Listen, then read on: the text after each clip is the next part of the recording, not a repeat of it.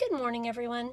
I'm going to have to change the name of this from 5-Minute Mindfulness to Car Chats with Erin because I'm finding more and more that this is the perfect place for me to step out of the home, have no one interrupt me, and to just get my thoughts out quickly. So today I wanted to talk to you about the curse of the snooze alarm. And I'm talking about this not from a judgy, pointing my finger at you, you lazy person, stop hitting snooze point of view.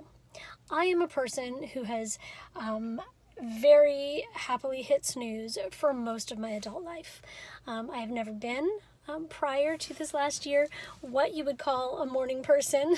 And in fact, up to as recently as a year and a half ago, I would hit snooze like 4 or 5 times. And then eventually my husband would have to bring me coffee in bed in order to get me to sit up. So I get it. I get it. So what has changed for me and why is hitting snooze a bad idea? First of all, what has changed for me is over the last year and a half, I have incorporated a morning practice.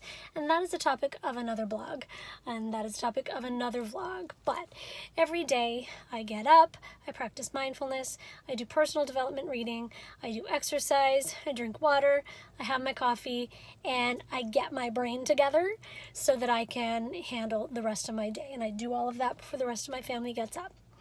So I no longer need the snooze button, but there was a time that I really did. And the thing is, we know that scientifically speaking, hitting snooze is just a bad idea. It gets us no further ahead. We don't feel any more rested than we did 4 or 5 snoozes ago. When we are about to wake up, we are nearing the end of our REM sleep cycle, which means our body is getting ready to wake up. When we hit the snooze button, we go back into a REM state, but like at the beginning of it, and then 10 minutes later, we get knocked out of it again, and then we go back, and 10 minutes, blah, blah, blah. Long run is, you never feel better. You never feel better because of it. You wake up feeling foggy and groggy and grumpy and late. So, what do I propose you do instead of hitting snooze?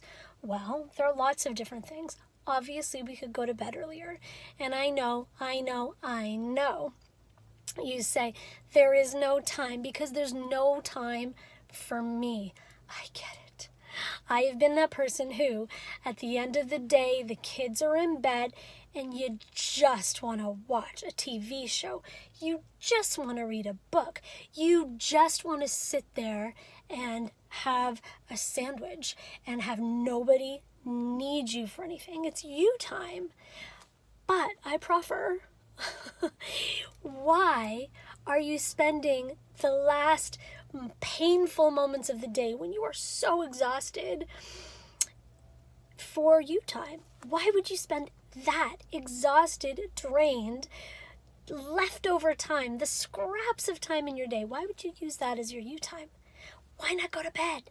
Wake up in the morning and no one is awake, and you are rested and you are fresh, and use that most inspired time of the day as your you time. Now, how do we get there? We go to bed earlier, we turn off our brain, we put down our electronics, etc., etc. But back to my main point, which is, what should you do instead of hitting snooze? I suggest you meditate.